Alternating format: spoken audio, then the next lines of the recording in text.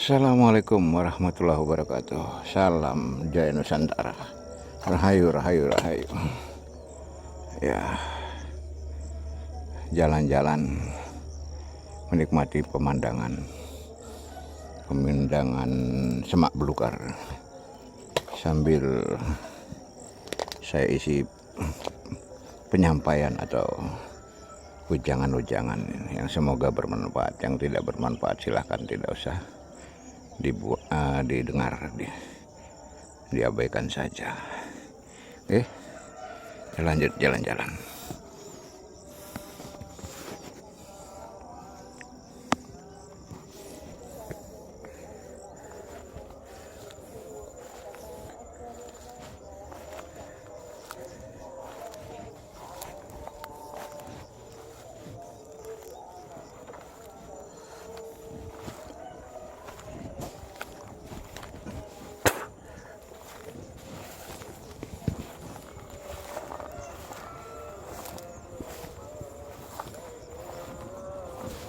Salatullah salamullah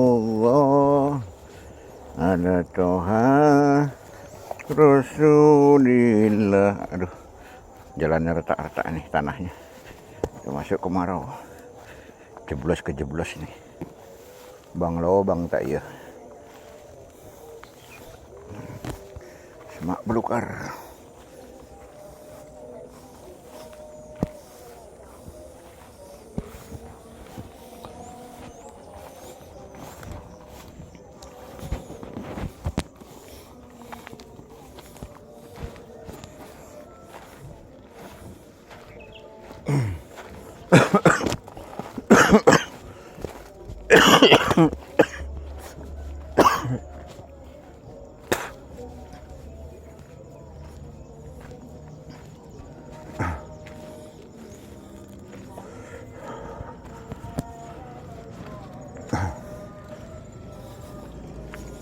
Salatullah salamullah ala toha rasulillah. Sunrise, sunset apa sunrise ini? Sun itu matahari, set harusnya set itu harusnya bisa naik bisa turun kan, naik turun set. Nah, kalau rise turun apa naik? Rest. Nah, kalau motor itu tulisannya rest itu berarti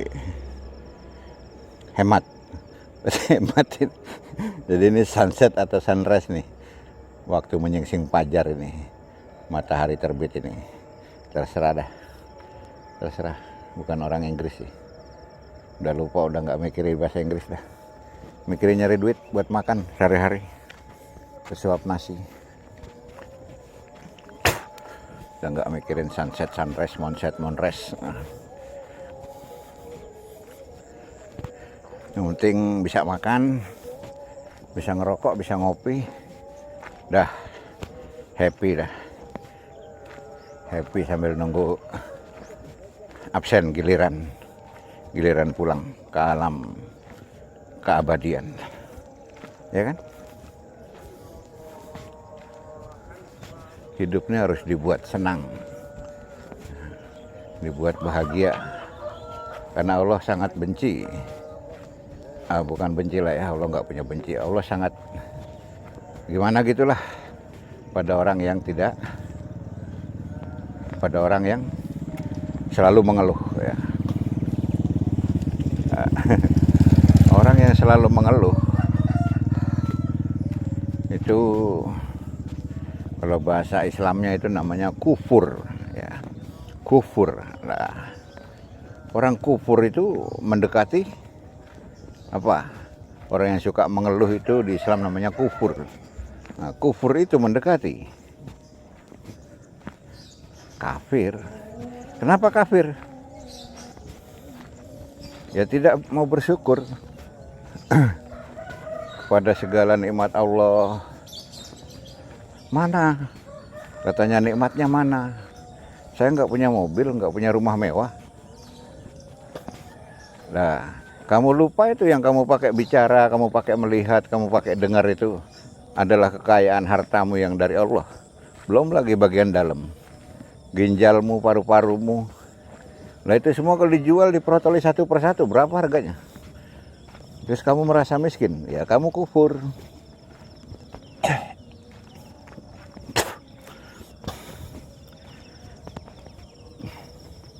Kufur itu mendekati kekafiran, ya. Lawan dari kufur nikmat adalah syukur. Nah, siapa yang paling Allah cintai? Orang yang pandai bersyukur. Nah, kenapa orang yang pandai bersyukur itu hatinya bahagia selalu? Ya karena paling dicintai oleh Allah. Karena Tuhan paling mencintai orang-orang yang pandai bersyukur.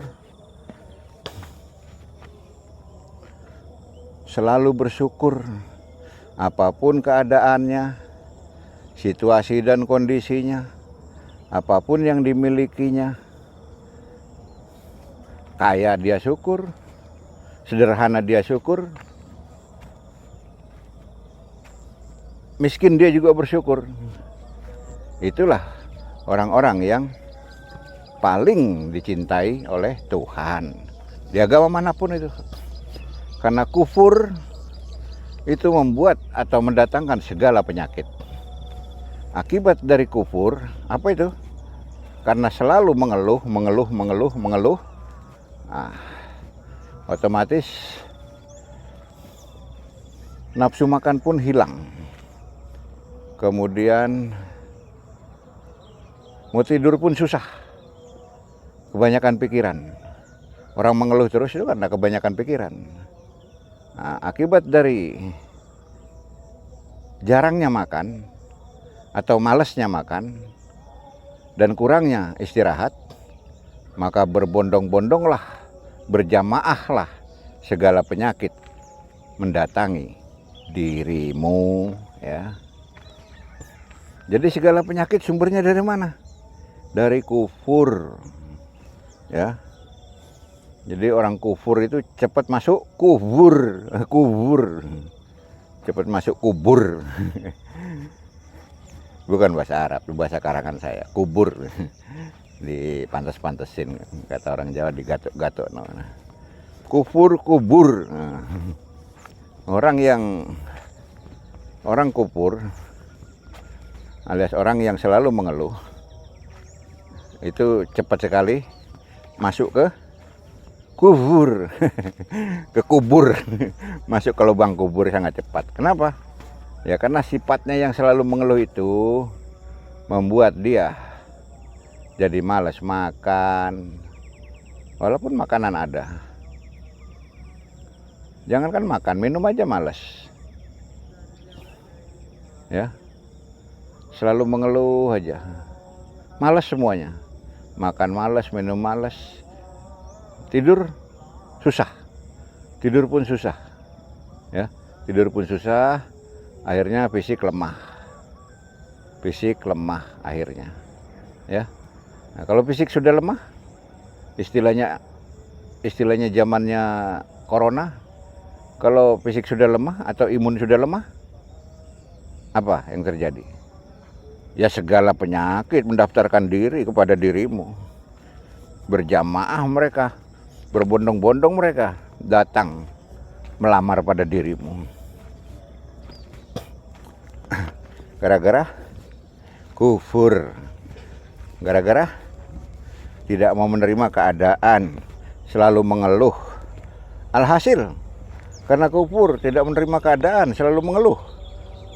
Apa yang paling sering dikerjakan atau paling disukai oleh orang yang suka sering terlalu mengeluh, tidak pandai bersyukur atau kufur? Apa yang diperbuatnya, yang paling disukainya? Melamun. Nah, akhirnya yang paling disukai adalah melamun. Kalau sudah melamun, bengong, pandangan kosong, pandangan itu kosong, bengong. Nah, kalau sudah suka ngelamun, pandangan kosong bengong, yang masuk apa? Yang masuk penyakit goib, yaitu setan, jin, siluman, santet, dan penyakit lahiriah, yaitu karena masuk angin, daya tahan tubuh lemah karena malas makan, malas minum, malas segalanya udah. Pokoknya pengennya ngelamun aja, bengong aja pengennya. Ya, akhirnya penyakit lahir dan batin datang. Oleh sebab itu saya bilang, orang yang tidak pernah mensyukuri keadaannya, tidak menerima nasibnya, keadaannya, dia akan cepat masuk lubang kubur ya. Karena bawaannya ngelamun, bengong. Kalau sudah ngelamun, bengong, lupa makan, lupa segalanya. Malas, bukan lupa. Bukan hanya malas, bahkan lupa ya. Pengennya bengong aja. Kalau ada yang ganggu, dia ngamuk, marah. Makan males, tidur susah ya. Nah, kalau sudah seneng bengong seperti itu, yang masuk apa? Yang masuk penyakit halus maupun kasar. Penyakit lahir maupun batin, penyakit jiwa maupun raga, ya kan? Nah, yang jiwanya nggak kuat, akhirnya jalan-jalan sambil ngamuk-ngamuk. Setiap melihat orang marah-marah, alias gendeng, alias konslet, alias jadap, alias gokil, alias gelo, alias gila. Ketemunya jadinya gila. Silakan tanya sama orang gila kalau nggak percaya. Mayoritas orang gila itu karena kufur, tidak mau menerima kenyataan. Tentunya yang saya bahas tidak mau menerima ini adalah orang-orang yang telah berikhtiar dan berdoa tapi tidak terkabul. Nah, itu yang tidak kuat itu bisa sampai kena penyakit jiwa atau gila.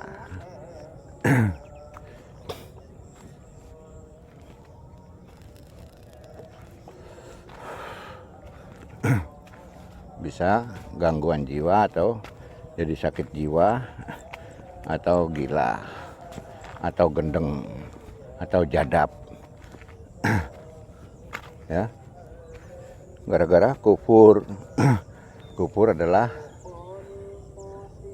yang paling, karena kata Rasulullah, yang paling Rasulullah takuti pada umatku, pada umatnya adalah sifat wahan. Wahan itu malas. Malas itu yaitu tadi ditimbulkan dari kufur nikmat, ditimbulkan dari rasa kekecewaan, tidak mau menerima kenyataan. Ya, sebagai orang beriman, kuncinya adalah sebagai orang yang beriman kepada Allah, ya, imannya bagus kepada Allah, kuncinya adalah Bismillahi tawakkaltu ala Allah la haula wala quwwata illa billahil aliyil azim lillahi ta'ala. Dah, maju terus, pantang mundur, dan masalah hasilnya lillahi ta'ala.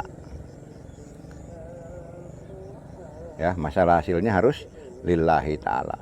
Bismillahi tawakkaltu ala Allah la haula wala quwwata illa billah ila aliyil azim lillahi ta'ala. Maju terus, pantang mundur, pantang menal menyerah, dan hasilnya harus ikhlas menerima dan selalu bersyukur apapun hasilnya, hasil akhirnya dari usahamu, dari ikhtiarmu, dari perjuanganmu. Kamu harus ikhlas kepada Allah sehingga kamu tidak jadi frustasi dan bawaannya pengen ngelamun dan akhirnya gila dan akhirnya cepat masuk lubang kubur. Kalau nggak gila ya cepat mati, kalau nggak gila ya cepat masuk kubur. Karena orang gila susah matinya. Kenapa? Karena orang gila itu sudah merdeka gitu ya. Orang gila itu orang sudah merdeka. Sedangkan segala penyakit itu orang gila itu ibaratnya penyakit sudah finish. Sudah nggak bisa sakit lagi, bro. Kenapa? Karena penyakit itu datang dari apa namanya? Dari pikiran. Penyakit itu datang dari pikiran. Penyakit itu datang dari pikiran. Ya. Penyakit itu datang dari pikiranmu. Sementara orang gila sudah tidak pakai pikiran lagi. Jadi dia sudah merdeka dari segala penyakit. Makanya orang kufur itu, orang kufur nikmat itu, atau orang yang tidak menerima kenyataan itu, kalau nggak gila ya mati. Kalau nggak gila ya cepat mati. Kalau nggak gila ya cepat mati. Kalau sudah gila ya harus bersyukur, berarti dia nggak akan mati. Atau lama matinya, sama dengan orang normal, sama dengan orang yang makan, sama dengan orang yang terjamin olahraganya dan obat-obatannya. Karena orang gila sudah tidak pakai otaknya lagi, sudah tidak pakai pikirannya lagi. Sementara segala penyakit itu bersumber datang dari pikiran. Kebanyakan mikir, kebanyakan khawatir, kebanyakan was-was, kebanyakan takut, kebanyakan cita-cita, kebanyakan impian, kebanyakan idaman, kebanyakan harapan. Nah, ketika gagal, karena terlalu banyak, ketika gagal, maka dia jiwanya nggak kuat. Maka jiwanya yang nggak kuat, alias jeglek. Jeglek, ibaratnya listrik, jeglek, langsung mati gelap gulita, alias gila. Jiwanya nggak kuat karena terlalu banyak angan-angan, ingin-ingin, angon-angon. Terlalu banyak cita-cita dan harapan, lebih besar daripada tiang. Bagai punduk merindukan bulan. Itu bisa menyebabkan jadi gila. Kalau nggak gila, bisa mengakibatkan segala penyakit fisik. Ya, fisik itu luar dan dalam. Itu akan berdatangan. Dan akhirnya komplikasi penyakitnya. Kalau udah komplikasi, mati. Orang gila aman dia dari kematian. Ya, pokoknya orang gila itu lebih panjang umurnya. Karena orang gila sudah tidak pakai akal pikirannya lagi. Ya. Dan menyebabkan kita cepat mati ya terlalu banyak pikiran. Terlalu banyak pikiran selain kepada Tuhan, selain kepada Allah, selain kepada amal kebajikan atau ibadah. Nah, yang kuat nggak apa-apa, tapi yang jiwanya nggak kuat, jeglek, alias sakit jiwa, alias gila. Ya mending kalau gila hanya diam aja. Lah kalau gila terus kamu telanjang bulat, lari-lari, jalan-jalan, yang malu siapa? Yang malu ya mantanmu, yang malu ya suamimu kalau kamu perempuan, yang malu ya istrimu kalau kamu laki-laki, yang malu ya orang tuamu, yang malu ya keluarga besarmu kalau sampai kamu gila, telanjang bulat, lari-lari. Ya kan? Kamunya merdeka. Dan insya Allah umur panjang kalau sudah gila. Nah, kenapa orang kufur atau orang yang tidak mau menerima kenyataan itu kalau nggak gila cepat mati? Ya. Kenapa cepat mati? Ya karena akibat dari tidak mau menerima kenyataan atau hasil dari perjuangannya. Apalagi yang tidak mau berjuang. Karena akhirnya dia menyebabkan yang diinginkan cuma satu, yaitu ngelamun, bengong. Ya ketemunya ya katakan kanjeng Nabi tadi, sifat wahan. Jadinya pemalas. Jadinya pemalas. Orang maunya ngelamun aja. Jangankan malas kerja, makan aja dia malas. Makan aja dia malas. Bahkan mungkin minum aja dia malas. Bahkan mungkin dia geser dari berdirinya dia malas. Bahkan dia geser dari duduknya pun dia malas. Bahkan dia kalau sedang tidur dia mau bangun pun malas. Ya itulah sifat wahan yang paling dikhawatirkan oleh Rasulullah pada umatnya. Akhirnya maunya bermalas-malasan, bengong, ngelamun, bengong. Akhirnya segala penyakit berdatangan yang disebut dengan komplikasi. Kalau sudah komplikasi, cepat meninggal dunia, kan gitu. Maka bersyukurlah, karena orang-orang yang pandai bersyukur adalah orang-orang yang paling dicintai oleh Tuhan.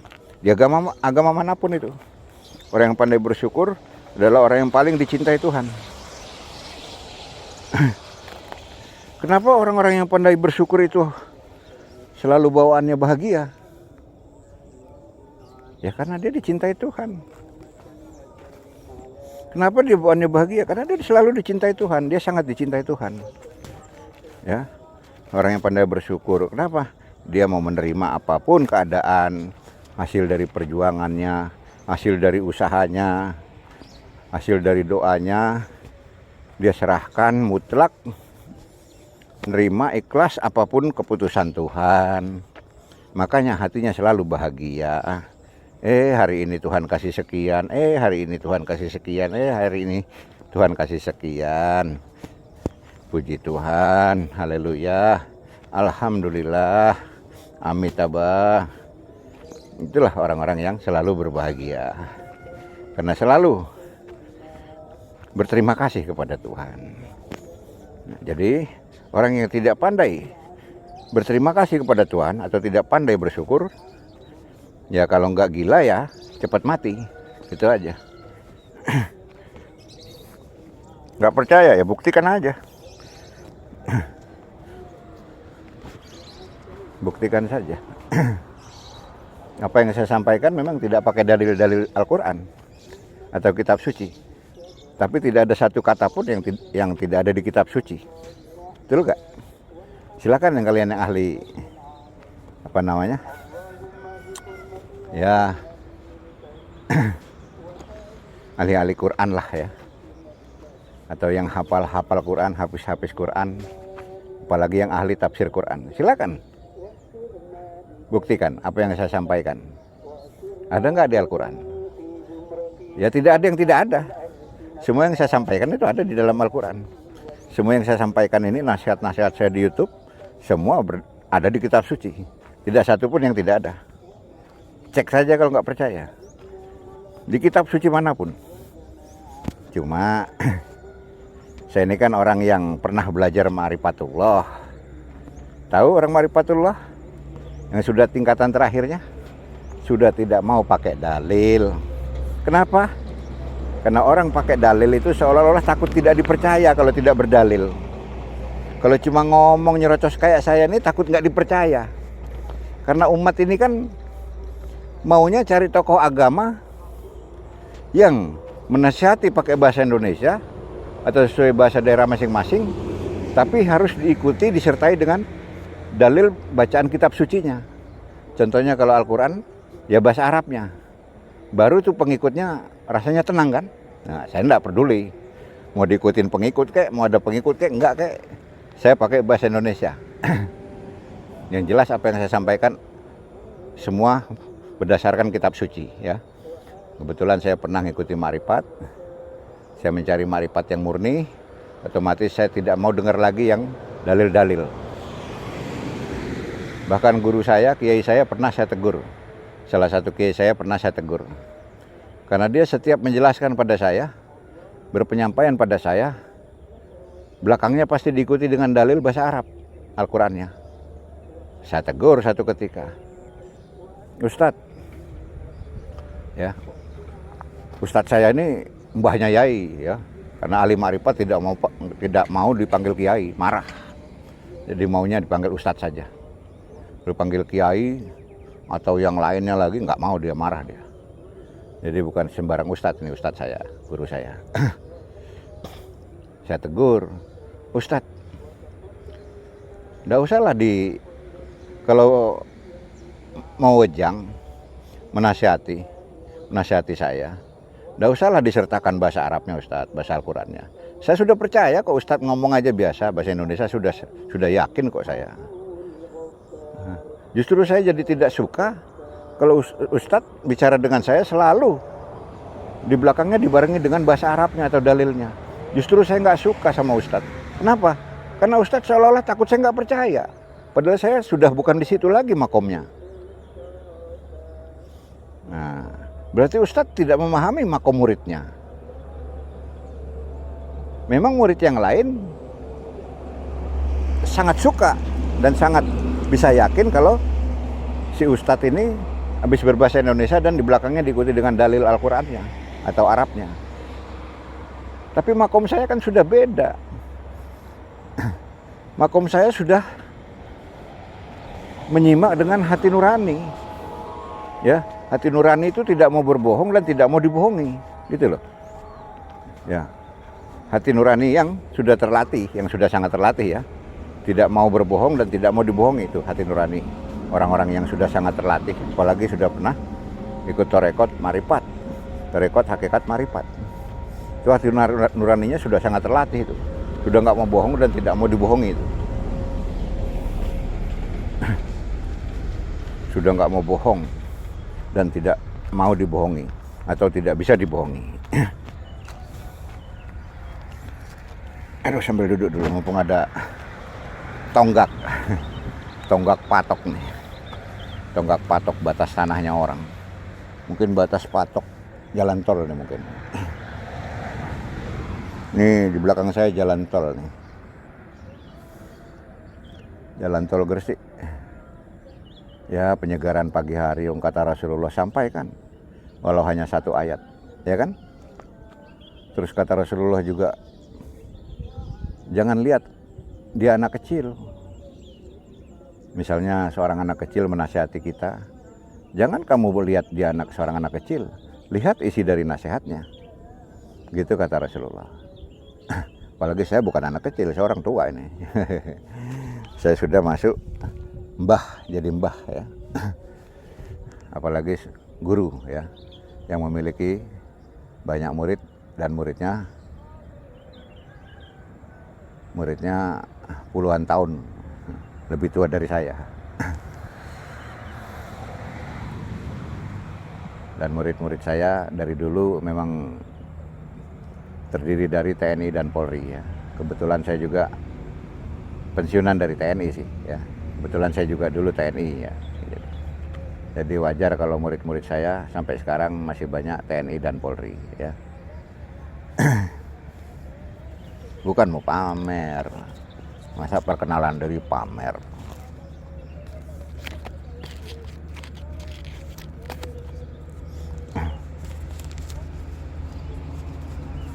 Jadi kita kembali tadi ke masalah syukur dan kufur ya. Sesungguhnya orang-orang yang pandai bersyukur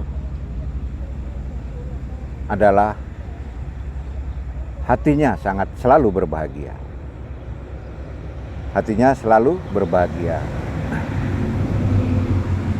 Jadi orang yang hatinya selalu berbahagia siapa?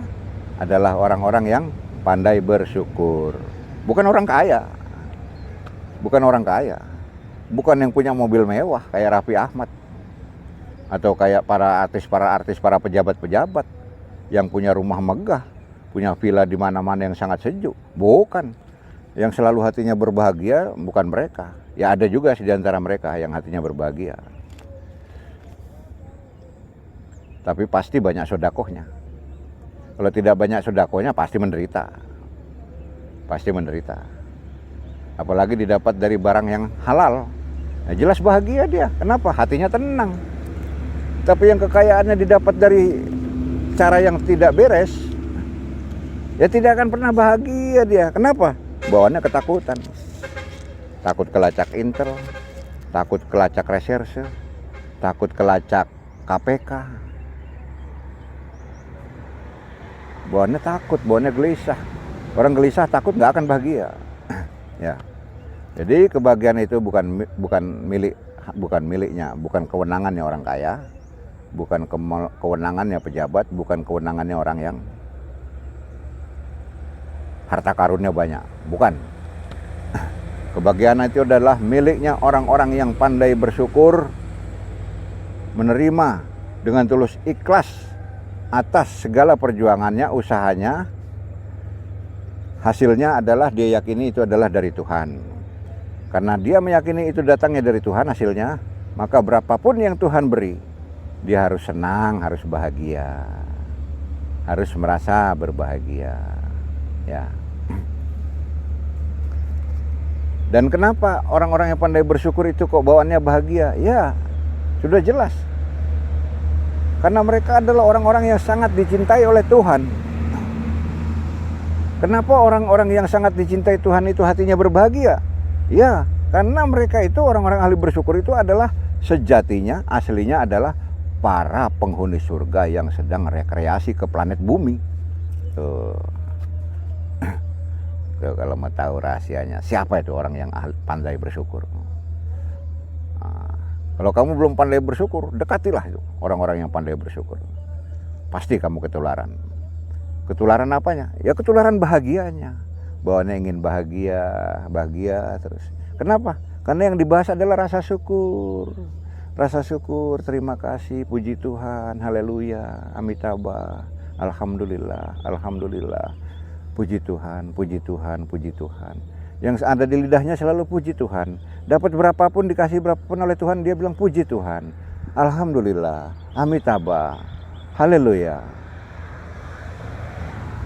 Dan mengucapkan kalimat-kalimat itu pasti sambil tersenyum. Nah, akhirnya karena continue, istiqomah, dia mengucapkan puji-puji Tuhan dalam sambil tersenyum, maka bawaannya akan selalu tersenyum. Bahkan tidurnya pun bisa sambil tersenyum. Ya. Dan sebaliknya, orang yang kufur nikmat itu bawaannya mengeluh aja. Siapa yang senang dekat atau ngobrol dengan orang yang mengeluh aja? Siapa coba? Tunjuk tangan. Bawaannya mengeluh aja, mengeluh aja, mengeluh aja. Kalau sudah mengeluh apa? Yang ada di hatinya? Iri dengki. Kalau sudah iri dengki, bahas terus. Fitnah orang terus, fitnah orang yang sukses-sukses, orang-orang yang kaya-kaya, orang-orang yang berhasil-berhasil difitnah terus, dijelek-jelekin. Siapa yang senang dekat orang yang tukang fitnah? Orang yang memiliki sifat iri dengki itu ketemunya nanti jadi tukang fitnah. Siapa? Coba yang senang ngobrol dengan orang tukang fitnah, mengeluh, iri dengki, nggak ada yang senang. Sesek dada tuh. Dekat orang seperti itu bawaannya kita ketularan sesek dada kita. Apalagi kita orang baik, sesek kayak meledak dada kita nih. Dia ngoceh kok dada saya mau meledak ya? Betul nggak? Pasti betul. Nah, yang saya bicara ini kan pengalaman saya. Pengalaman hidup saya ya. Saya sudah memenuhi syarat lah untuk menceritakan pengalaman hidup saya. Kalau yang muda-muda ya, 40 tahun ke bawah belum pantas. Belum pantas lah cerita pengalaman hidup. Belum pantas sama sekali. Ya, kalau seperti saya yang sudah mendekati 60 atau setengah abad aja lah. Ya, yang setengah abad aja sudah pantas menceritakan pengalaman hidupnya. Kenapa? Yang umur setengah abad atau 50 tahun sekarang ini, zaman sekarang ini sudah pantas menceritakan pengalaman hidupnya, berbagi pengalaman hidupnya kepada orang lain. Ya karena orang zaman now ini rata-rata nggak nyampe 60 umurnya. Rata-rata umurnya nggak nyampe 60. Gitu loh. Kalau udah keburu mati terus gimana cerita pengalaman hidupnya. Makanya saya kasih umur 50 aja dah. Batas 50 sudah boleh menceritakan pengalaman hidupnya. Ya yang belum ya nggak usah cerita-cerita pengalaman hidupmu, umurmu berapa sih kok pengalaman hidup. Belum tentu 1 tahun ke depan kamu jadi orang baik, orang bagus, orang sukses. Bisa jadi seminggu lagi kamu hancur, bisa aja. Bisa jadi seminggu lagi kamu jadi orang yang kaya raya, bisa saja. Tidak ada yang tidak mungkin di alam dunia ini. Alam dunia ini tidak ada yang tidak mungkin, bro. Seseorang bisa kaya mendadak, seseorang bisa miskin mendadak. Itulah alam dunia, bro. Bersifat labil. Alam dunia bersifat labil, sangat mudah berubah-ubah. Yang saya bicarakan ini pengalaman bro, pengalaman hidup saya. Pengalaman hidup berarti fakta. Makanya ada pepatah mengatakan pengalaman adalah guru yang terbaik. Tidak ada guru yang lebih baik dari pengalamanmu. Ya. Kenapa? Karena fakta. Gitu. Karena fakta dan kamu yang merasakan. Kenapa kamu merasakan? Karena kamu yang alami. Maka ada istilah falsafah, pengalaman adalah gurumu yang terbaik. Yang penting kamu syukuri, ya. Yang penting kamu syukuri, ya. Istilah pepatah Jawa itu rame inggawe, rajin bekerja, rajin berusaha, rajin berdoa, rajin ikhtiar, rajin cari uang, ya. Rame inggawe istilah falsafah Jawanya. Kemudian sepi ing pamrih. Nah, kerjanya rajin, semangat tinggi, berjuang semangat tinggi, tapi harus sepi ing pamrih. Ya, kalau ingin hati bahagia, kuncinya adalah rame ing gawe, sepi ing pamrih, artinya tidak mengharapkan balasan. Sepi ing pamrih, tidak mengharapkan balasan. Ketika kamu dapat balasan, rasanya bahagia sekali. Karena kita tidak mengharap balasan, sehingga ketika kita tidak mendapat balasan, kita tidak apa-apa gitu ya. Karena kita memiliki sifat semboyan sepi ing pamrih. Artinya kalau di Islamnya lillahi ta'ala. Ya, kemudian yang terakhir adalah falsafah Jawanya, pedomannya kalau ingin hidup bahagia adalah nerimo ing pandum, ya. Nerimo ing pandum. Ikhlas 100% kepada Tuhan. Ikhlas 100% kepada Tuhan. Berapapun yang diberikan Tuhan, hasil dari perjuanganmu, kerjamu, kamu 100% ikhlas. Karena Tuhan yang kasih. Karena kamu yakin ini Tuhan yang kasih. Sekecil apapun kalau Tuhan kasih, kita harus bahagia. Harus bahagia. Harus bahagia. Nah, gitulah.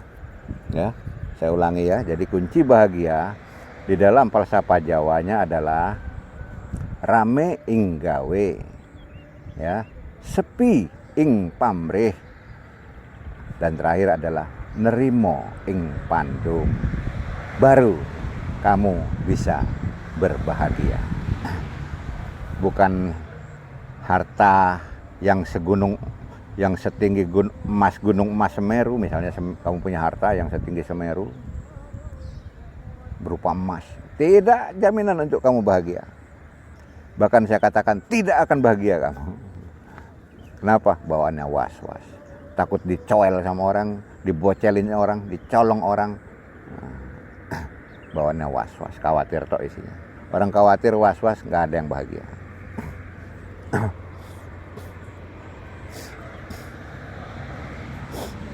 Mana yang paling bahagia? Orang yang banyak ilmu pengetahuannya dengan orang yang banyak hartanya. Nah, orang yang paling bahagia adalah orang yang banyak ilmu pengetahuannya. Sedangkan orang yang tidak berbahagia adalah orang yang banyak hartanya. Kenapa? Karena orang yang banyak ilmunya, maka dia akan dijaga oleh ilmu-ilmunya itu. Tapi orang yang banyak hartanya, dia harus menjaga dengan ketat harta-hartanya itu. Jangan sampai hilang, kalau bisa nggak pernah tidur. Kita kena kewajiban menjaga harta-harta yang kita miliki. Tapi orang yang berilmu, kita tidur pun dijaga oleh ilmu kita. Kemana-mana pun kita dijaga oleh ilmu kita, ya, gitu. Jadi ilmu itu ternyata lebih mahal daripada harta, ya, dulur-dulur ya.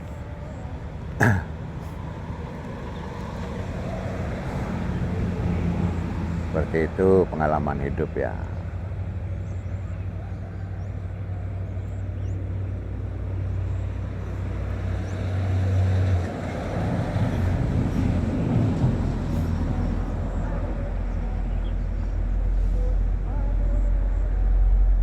Ya saya rasa cukup dulu ya.